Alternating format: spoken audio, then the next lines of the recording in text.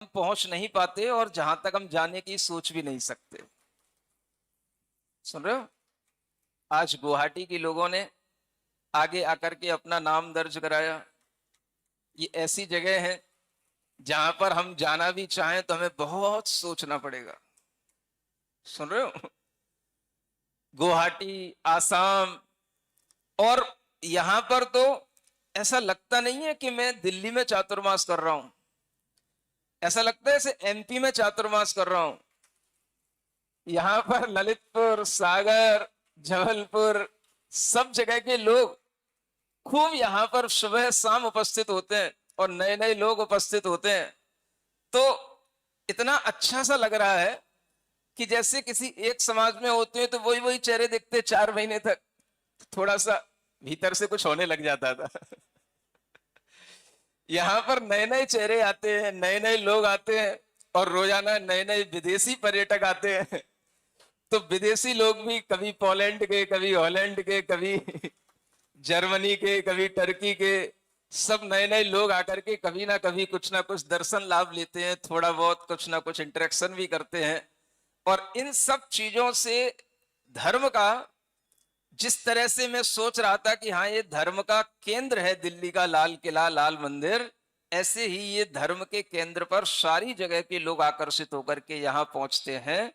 और वह सब इतना करते हुए, इतना तो कहूंगा कि जब तक ये लोग ऐसा कर रहे हैं, ये लोग भी अपने धन का, अपनी विद्या का सदुपयोग कर रहे हैं। सुन रहे हो? अब ये सदुपयोग करते रहना है। कभी कोई विशेष कॉलोनी दिखती है, आज जागृति कॉलोनी दिख रही है। ये सदुपयोग रोजाना भी हो सकता है। अगर हमें विद्या मिली है तो उस विद्या के माध्यम से हमारे पास में कारें हैं, गाड़ियां हैं, आकाशगामिनी विद्या यही है आज हमारे लिए। और सम्यक दृष्टि जीव का सबसे पहला भाव क्या होना चाहिए? चलो कुछ आज एक नया अद्भुत दर्शन करने के लिए चलते हैं। अपने जिनालय, अपने मंदिरों में तो हम रोजाना करते ही हैं, लेकिन जब हम अपने से दूर किसी जिनालय में दर्शन करने जाते हैं तो आचार्य कहते हैं इसमें तीर्थ यात्रा का पुण्य भी आपको लगता है। समझ आ रहा है? अगर आप दूर दूर से, अलग अलग कॉलोनियों से यहां पर अपने मंदिरों के दर्शन छोड़ करके यहां मंदिर में दर्शन करने आएंगे, यहां मुनि महाराज के आकर के दर्शन करेंगे, तो आपको जिंदेत सेठ जैसी फीलिंग आएगी और आपको भी लगेगा कि हम भी चलो कोई बात नहीं, जितनी विद्या है उस विद्या का सदुपयोग तो कर ही रहे हैं। तो जिनदत्त सेठ क्या करते? वह सारे अपने नगर के जिनालयों को छोड़ करके कहां जाते? अकृत्रिम जिनालय की वंदना करने जाते। सुमेरु पर्वत पर जिनालय बने हुए हैं। भद्रशाल वन, नंदन वन, सौमनस वन, पांडुक वन, ये 4 वन हैं बड़े बड़े। 1 लाख योजन ऊंचा वह सुमेरु पर्वत होता है।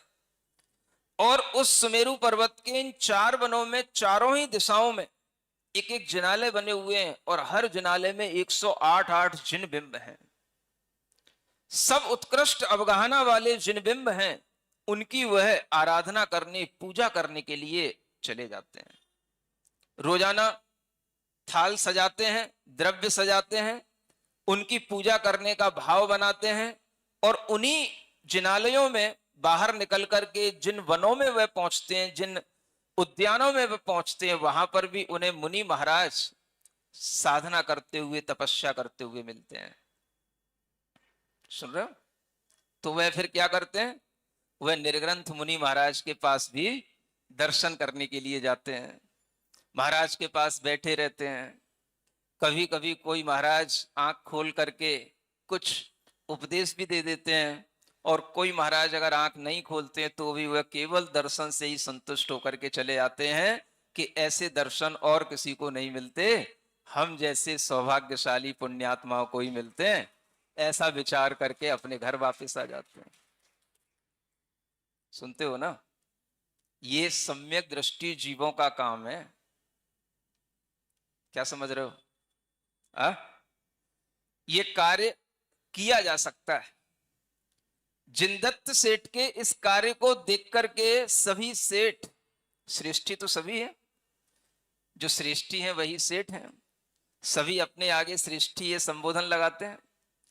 और ये सभी श्रेष्ठी अपने अंदर अगर सम्यक दर्शन के भाव की प्राप्ति के लिए इस निशंकित भाव को धारण कर लेते हैं तो उनके लिए यह सम्यक दर्शन की भूमिका बनती है। तो सम्यक दर्शन की भूमिका भगवान जिनेंद्र देव के दर्शन, पूजन, निर्ग्रंथ गुरुओं की सन्निधि प्राप्त करने की भावना से बनती है। समझ में आ रहा है? और जब ये भावना बनती है तो फिर कोई भी व्यक्ति होता है वह अपने किसी भी उत्कृष्ट पदों पर हो तो भी वह अपने भावों को लेकर के, पद तो हमारे अपने ऑफिस के लिए हैं, हमारे अपने जॉब के लिए हैं, लेकिन हमारा अपना आत्म धर्म तो सम्यक दर्शन है जो देव शास्त्र गुरु से जुड़ा हुआ है। ऐसा भाव जब आ जाता है तो कलेक्टर महोदय, आईएएस वगैरह भी सब अपने आप यहां दर्शन करने के लिए आ जाते हैं। सुन रहे हो? राहुल भाई बैठे हैं, जबलपुर के हैं और इसी तरह के उत्कृष्ट पद पर अपनी सेवाएं दे रहे हैं। अब इस तरह का भाव जब आ जाता है तो ये भाव ही अपना भाव है, ये सम्यक दर्शन अपना आत्मा का भाव है ना। ये राजेश हो, ये राहुल हैं, ये सब अपनी अपनी सेवाएं अपने अपने जगहों पर दे रहे हैं, ये अलग बात है। लेकिन जब तक ये भाव रहता है कि हाँ हमारा आत्म धर्म क्या, तो सम्यक दर्शन। तो सम्यक दर्शन की प्राप्ति के लिए हर व्यक्ति इसी तरह का भाव करता है जैसा जिनदत्त सेठ करते हैं। अब वह भाव जब प्रतिदिन होता है, रोजाना द्रव्य सामग्री बना करके वह सोमदत्त लाता है, तो एक दिन सोमदत्त के मन में आ गया, सेठ जी से पूछता है, सेठ जी आपसे पूछने की हिम्मत तो नहीं है मेरी, क्योंकि आपसे मैं क्यों पूछूं कि आप कहां जाते हो, ये आपका अपना निजी कार्य है, लेकिन इतनी अच्छी सामग्री सजवा करके आप ले जाते हो, आप रोजाना जाते हो, अगर आप बुरा ना मानो मुझे भी बता दो आप जाते कहां हो, मेरा भी मन होता है आपके साथ चलने का। तो सेठ जी कहते हैं तुम्हें साथ तो नहीं ले जा पाऊंगा, क्योंकि जो विद्या जिसको मिली है वो विद्या उसी को मिली है। क्या सुन रहे हो? आपको जब कोई सरकारी सुविधाएं मिलती हैं तो आपके परिवारों को भी मिलती हैं। क्या सुन रहे हो? कोई आपको फ्री टिकट कहीं की मिलती है तो उसमें आपका एक परिवारी जन भी शामिल हो जाता है। तो इस तरह की सरकारी सुविधाएं भी आपको मिल जाती हैं, लेकिन यहां पर वह सेठ जी कहते हैं ये विद्या हमको मिली है तो सिर्फ ये हमारे ही काम की है, क्योंकि धर्म व्यक्तिगत होता है। अब इस विद्या के साथ हम तुम्हें अपने साथ लेकर के नहीं जा सकते, लेकिन आज तुमने पूछा है तो मैं तुम्हें बता देता हूं कि मैं अकृत्रिम जिनालयों की वंदना करने जाता हूं। रोजाना नए नए जिन बिंबों के दर्शन करके उनकी पूजन करके मन में हर्षाता हूं और इसी में मुझे आनंद आता है। तो वह सोमदत्त कहता है आप मुझे साथ में ले नहीं जा सकते, तो हम अगर इच्छा भी करें, भावना भी करें, तो क्या हमारी ये भावना कभी पूरी हो सकती है कि हम भी ऐसे अकृत्रिम जिनालयों में जाएं? तो सेठ जी कहते हैं हाँ हो तो सकती है।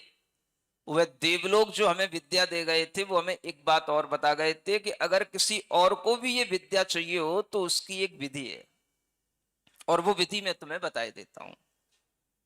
शमशान में जाना, चतुर्दशी हो, कृष्ण पक्ष की डरावनी काली रात हो,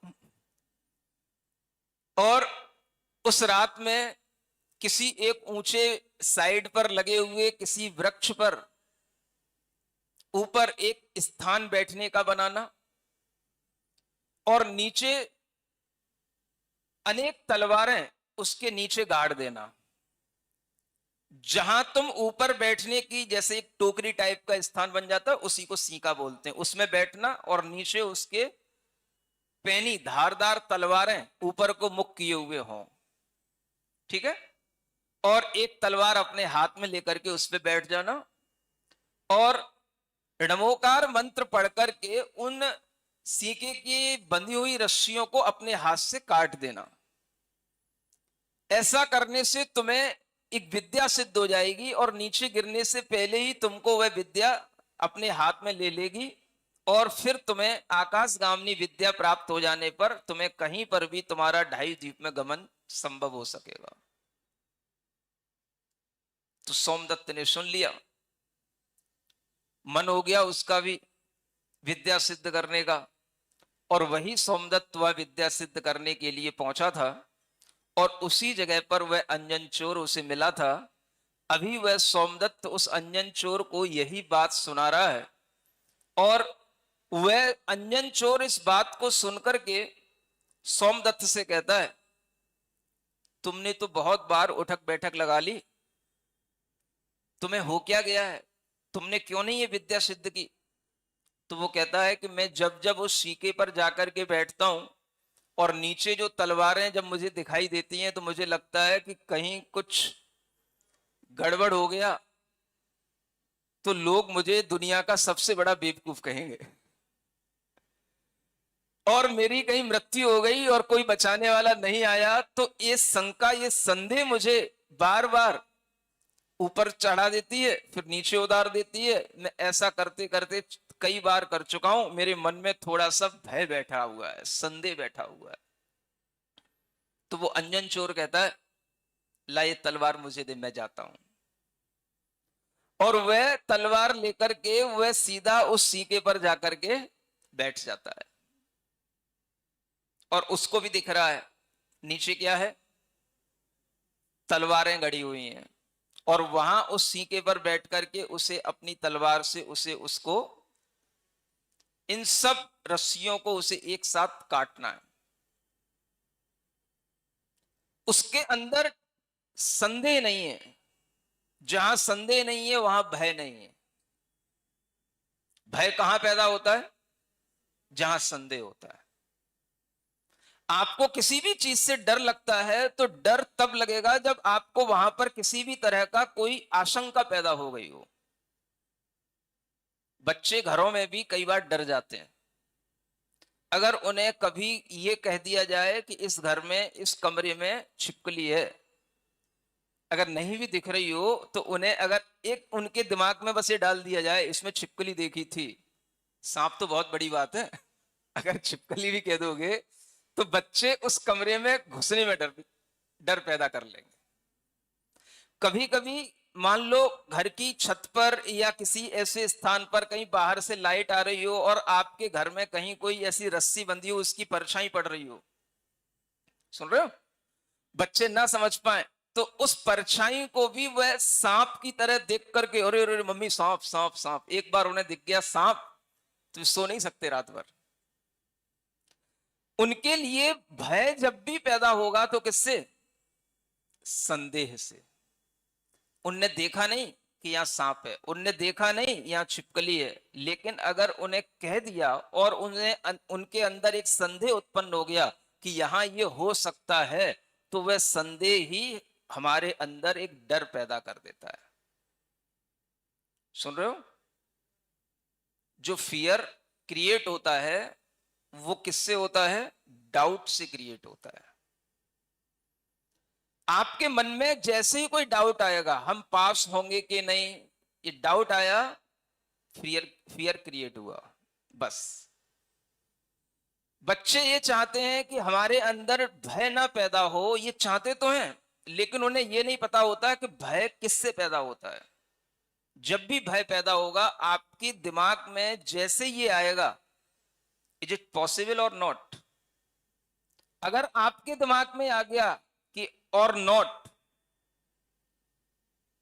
जैसे ही आपके मन में संदेह पैदा हुआ कि ये पॉसिबल है कि नहीं, इस एग्जाम को हम क्लियर कर पाएंगे कि नहीं, ये जॉब हम करने जा रहे हैं इसमें हमें सक्सेस मिलेगी कि नहीं, आपके लिए जैसे ही ये डाउट आएगा कि इसकी पॉसिबिलिटी में कहीं संदेह है, तो आपके अंदर तुरंत एक डर उत्पन्न हो जाएगा और वह डर आपको रात में सोने नहीं देगा।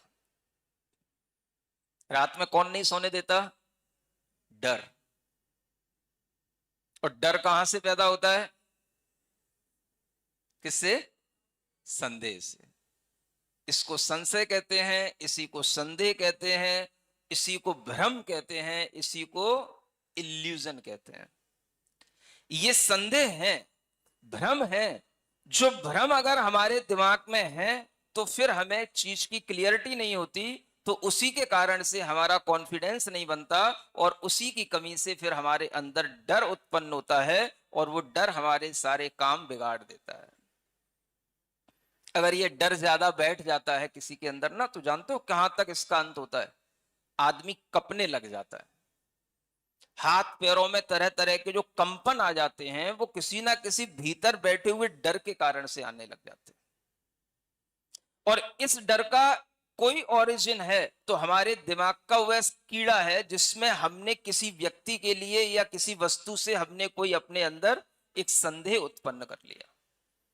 तो आचार्य कहते हैं सबसे पहले अगर हमें धर्म पर भी चलना है, धर्म के मार्ग पर आरूढ़ होना है, संदेह दूर करो।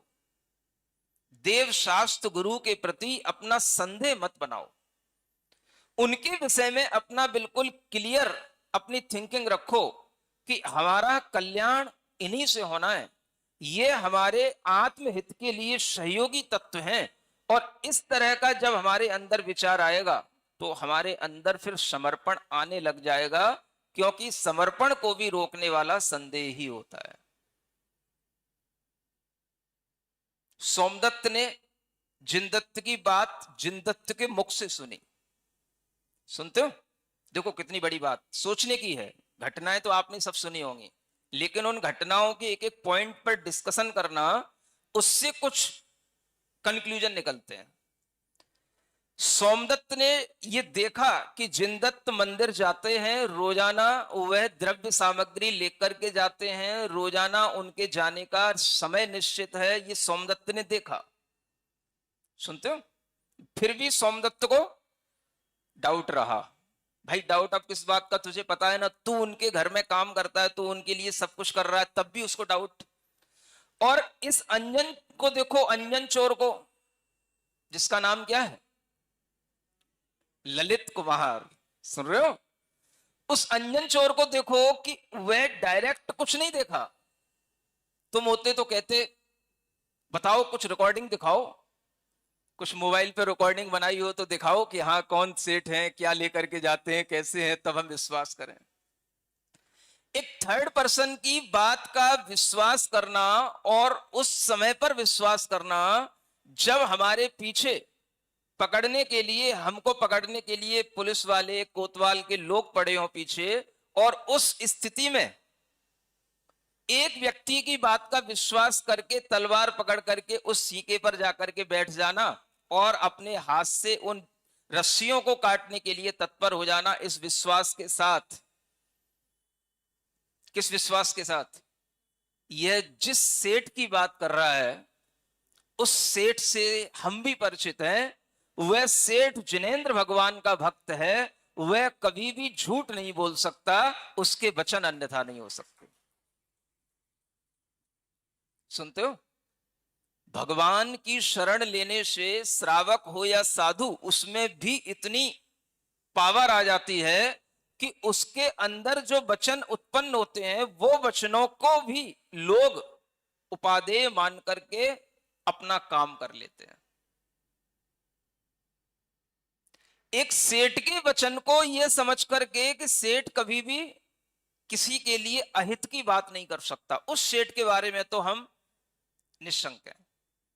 उसने अगर ये बात कही है, फिर सोमदत्त तुम ऊपर नीचे क्यों हो रहे हो?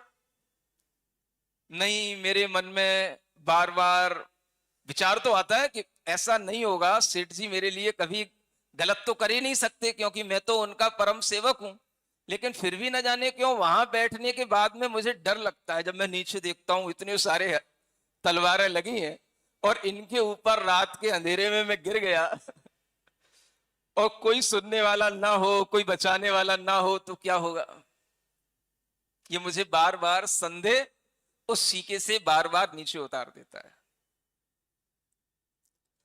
अंजन चोर बीच के व्यक्ति की बात सुन रहा है, यानी सोमदत्त की बात सुन रहा है। सोमदत्त ने जिनदत्त से डायरेक्ट ये सब बातें सुनी है, लेकिन अंजन चोर ने किससे सुना? जिनदत्त से नहीं सुना। अगर जिनदत्त से सुनता तब तो वो कहां का कहां पहुंच गया होता। समझ में आ रहा है? विश्वास की बात देखो आप, कि उसने सोमदत्त की बात को सुनकर के भी इतना बड़ा विश्वास कर लिया, और वह सोमदत्त खड़ा है और वह उसके हाथ से तलवार लेकर के वहां पहुंच करके जैसे ही वो सींके की रस्सियां काटता है, वह नीचे पहुंच नहीं पाता, उन तलवारों की नोक के पास आ नहीं पाता कि बीच में ही विद्याएं उसको अपने हाथ में ले लेती हैं।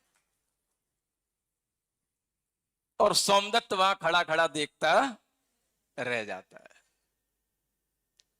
सोचता है ये चांस हमने गंवा दिया। अब अगर वो सोचे देख तूने कर लिया तो हम भी करें, अब नहीं होगा। वो होगा तो फर्स्ट अटेम्प्ट में ही होगा। सुन रहे हो? कुछ कलेक्टर ऐसे भी बनते हैं जो फर्स्ट अटेम्प्ट में बनते हैं। ये सामने राहुल बैठे हैं ना, ये सब फर्स्ट अटेम्प्ट को क्लियर करने वाले लोग हैं। ऐसे ही धर्मात्मा लोग हैं जिनके पिता माँ सब धर्म के मार्ग पर चल रहे हैं, और इन बच्चों के अंदर भी इस तरह का संस्कार है कि ये कहीं पर भी रहते हैं तो अपने धर्म भाव से कहीं पर भी विचलित नहीं होते। इस तरह के निशंकित भाव के साथ में धर्म की आराधना करना, यही हमारे लिए आज जो भी हमें विद्याएं प्राप्त हैं। मान लो आपके पास धन है, आपके पास में किसी भी तरीके का कोई स्टेटस है, कोई आपकी कोई पदवी है, आप किसी भी उच्च पद पर पदस्थ हैं, उन सब जगहों पर भी रह करके अगर आप उन पदों का उपयोग करते हुए, धन का उपयोग करते हुए, धर्म रक्षा में अपना समय लगाते हुए, अपना कार्य करते हुए आगे बढ़ते हैं, तो यह भी आपके सम्यक दर्शन की वृद्धि वाले कार्य कहे जाते हैं, क्योंकि इससे आपका धर्म भी पलता है और आपका कर्म भी चलता है। यह हमें सीखना है जिनदत्त सेठ की इस घटना से। और जब वह अंजन चोर के लिए यह विद्या उपलब्ध हो गई, तो अंजन चोर के लिए वह विद्या कहती है अब आपको आकाश में गमन करके कहां ले जाना है? आपको आकाशगामिनी विद्या सिद्ध हो गई, अब आपको कहां जाना है बताओ? सुन रहे हो? तुम होते तो क्या बोलते? पहले घर पे चलो, अपनी पत्नी को बताएंगे, अपने बच्चों को बताएंगे, फिर उनको लेकर के आएंगे, तब कुछ सोचेंगे। सुन रहे हो? मैं फिर आपसे कह रहा हूं, धर्म पत्नी बच्चों के साथ हो सकता है, लेकिन अगर आपको सच्चा धर्म करना है तो आपको अकेले ही अपनी हिम्मत से करना होगा। क्या सुन रहे हो? आप अपने परिवार के साथ हो, उनके साथ भी कर सकते हो, लेकिन अगर आपको और धर्म वृद्धि करना है तो आपको अपने अंदर ही वह भाव लाना होगा कि ये हम कर रहे हैं, इसका फल हमको मिल रहा है, हम ही इस फल को आगे बढ़ा करके धर्म की वृद्धि करेंगे। जिनदत्त सेठ ने क्या सोचा? ये कुछ नहीं सोचा कि पत्नी को भी ले आए, बच्चों को भी ले आए। मुझे विद्या सिद्ध हुई है, तो सबसे पहले उसके मन में क्या भाव आया? उसने उस विद्या से कहा मुझे सीधा वहां ले चलो, सुबह होने पर जहां पर जिनदत्त सेठ पहुंचेंगे वहां पर मैं सबसे पहले जिनदत्त सेठ को ही देखना चाहता हूं, जिनके कारण से मुझे विद्या सिद्ध हुई। एक छोटे से विश्वास से मुझे इतनी बड़ी विद्या प्राप्त हो गई। मैं उनसे आगे और कुछ सीखने की कोशिश करूंगा और उनकी बात को विश्वास में ला करके ये जानने की कोशिश करूंगा कि इस संसार में सबसे बड़ी चीज क्या है जो हमें प्राप्त करना है, और जिसकी प्राप्ति ये जिनदत्त सेठ करने के लिए प्रतिदिन आते हैं। ये सब ज्ञान में जिनदत्त सेठ से लूंगा, इसलिए मुझे कहां ले चलो? उसी सुमेरु पर्वत पर ले चलो जहां पर जिनदत्त सेठ आते हैं। और वह विद्या रात में ही ले जा करके उस अंजन चोर को वहां सुमेरु पर्वत पर पहुंचा देती है। और सुबह जब सेठ जी वहां पहुंचते हैं तब वह अंजन चोर उनको देख करके प्रसन्न होता है और फिर उनसे बात करके यह बताता है, आपने जो विद्या की विधि बताई थी आज उसी के कारण से मैं आपके पास यहां आ पाया हूं। अब बताओ मुझे कहां चलना है। सुन रहे हो? आप होते तो कहां ले जाते? कहां ले जाते? उस व्यक्ति को कहीं घुमाने ले जाते, कहीं उसको और दूसरे किसी व्यक्ति के पास ले जाते। वह जिनदत्त सेठ उस अंजन चोर को लेकर के नंदन वन में जहां पर एक मुनि महाराज तपस्या कर रहे थे उनके पास ले जा करके बिठा देते हैं। और फिर अंजन चोर से कहते हैं, ये मुनि महाराज हमारे आराध्य हैं, इनके पास बैठ करके इनके उपदेशों को सुनना और ये जो कुछ कहें उसको भी उसी तरह से मान लेना जैसे तुमने मेरी बात को मान लिया, तुम्हारा कल्याण हो जाएगा। वह अंजन चोर उन मुनि महाराज के पास बैठ गया और वह मुनि महाराज के उपदेशों को सुना और मुनि महाराज ने कहा कि अगर तुम्हें अपना आत्म कल्याण करना है, ये संसार के दुखों से सदा के लिए मुक्ति लेना है, ये जन्म मरण के चक्कर से ऊपर उठना है, तो तुम्हें निर्ग्रंथ मुनि बन करके अपनी शुद्ध आत्मा का ध्यान करके अरहम का ध्यान करके अरहममय बन जाना है। क्या करके? सुन रहे हो? अरहम का ध्यान, शुद्ध आत्मा का ध्यान, अरहम का ध्यान करके अरहममय बन जाना है और तुम्हें कुछ नहीं सोचना है। और यह बात जब मुनि महाराज के मुख से सुन ली तो वह अंजन चोर, सुन रहे हो? आप होते तो क्या करते? अभी इतनी जल्दी डिसाइड कैसे कर लें? पहले घर पे जाता हूं, बताता हूं, घर वालों को तैयार करता हूं, मम्मी पापा से पूछता हूं, पत्नी बच्चों को समझाता हूं, तब तो कुछ बताऊंगा महाराज। अभी एकदम से जल्दी नहीं कर सकता, अभी आ रहा हूं, आपने बताया है, नेक्स्ट मीटिंग में फिर मिलूंगा। सुन रहे हो? बोलो तो।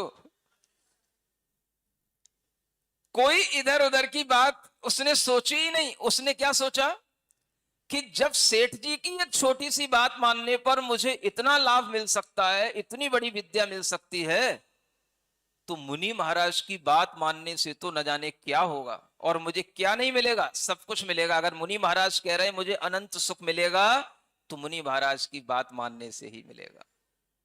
और उसने मुनि महाराज के समक्ष उसी समय पर वह निर्ग्रंथ मुनि महाराज की दीक्षा को धारण करके अपने परिग्रह को त्याग करके वह केशलोंचन करके उसी समय पर उन मुनि महाराज के चरणों में बैठ गया। सुन रहे हो? कौन? अंजन चोर। अब क्या हुआ?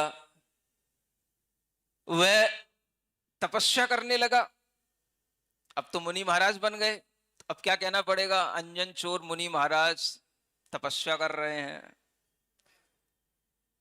विहार किया, कैलाश पर्वत पर पहुंच गए और कैलाश पर्वत पर जाकर के ध्यान किया और उस ध्यान से उन्होंने केवल ज्ञान प्राप्त करके वहीं से मोक्ष भी प्राप्त किया। अंजन बन गया निरंजन। मोक्ष प्राप्ति का मतलब क्या हो गया? अंजन माने जो आत्मा पर कर्म कालिमा लगी हुई है उसी को अंजन कहते हैं। अंजन ने अपनी वह कर्म कालिमा हटाई, ध्यान की अग्नि से अपनी आत्मा को शुद्ध किया और वह निरंजन पद को प्राप्त हो गया, यानी सिद्ध पद को प्राप्त हो गया। आज भी लोग उसे अंजन चोर ही कहते हैं। क्या सुन रहे हो? है? ऐसा तो कभी हमने सुना ही नहीं। सिद्ध परमेष्टि अंजन चोर भगवान की। देखो जय भी नहीं बोल रहे लोग।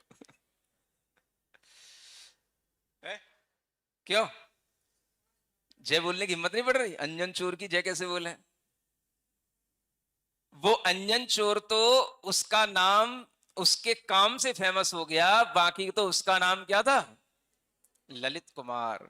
समझ आया? व्यक्ति नाम से नहीं जाना जाता, काम से नहीं जाना जाता, अपनी साधना से जाना जाता है। और इसीलिए जैन दर्शन में चाहे चोर हो चाहे चांडाल हो, सबको मुक्ति मिलती है। और जिसको मुक्ति मिल जाती है उसकी हम आराधना मन वचन काय से हाथ जोड़ करके करते हैं, क्योंकि हम पाप से नहीं, पापी से भी नहीं, पाप से मुक्ति जिसको मिल गई, ऐसे जीव आत्मा की, हम शुद्ध आत्मा की आराधना करने वाले लोग जैन लोग कहलाते हैं। तो जैन दर्शन में सबको मुक्ति की प्राप्ति का स्थान खुला हुआ है। समझ में आ रहा है? अगर कोई चोर भी सिद्ध बन जाता है तो आप उसके सामने हाथ जोड़ने में संकोच करते हैं क्या? है? उसकी भी पूजा करेंगे कि नहीं करेंगे? बोलो तो। हाँ, जैन होने का मतलब ही है कि हम उस व्यक्ति की आराधक हैं जिसने सब कुछ जीत लिया। और जिसने जीत लिया, जो सिद्ध बन गया, अरिहंत बन गया, वो है अब पहले कुछ भी हो, किसी भी कास्ट का हो और किसी भी तरह के काम करने वाला हो, वह अगर सिद्ध बन गया है तो वह हमारे लिए आराध्य बन गया। सुन रहे हो? इसलिए आज भी अंजन चोर सिद्ध भगवान बनकर के मुक्ति दशा में वह अनंत ज्ञान अनंत सुख का अनुभव करते हैं। उनकी वार्ता सुनने से हम सभी के मन में भी ऐसा ही निश्चिंतपना, निशंकपना और निर्भयपना उत्पन्न होता है। इसलिए उनके चरित्र को आचार्य समंत भद्र महाराज ने सम्यक दर्शन में निशंकित गुण में सबसे पहला स्थान दिया। ये हिम्मत करना भी आचार्य समंत भद्र जैसे आचार्यों का काम हो सकता है, और कोई नहीं कर सकता। सुन रहे हो? तुम लोग से पूछ करके कुछ करते तो कभी कर ही नहीं सकते। तुम कहते महाराज अंजन चोर का नाम पहले, सबसे पहले धर्म के सम्यक दर्शन के अंग में सबसे पहला नाम चोर का,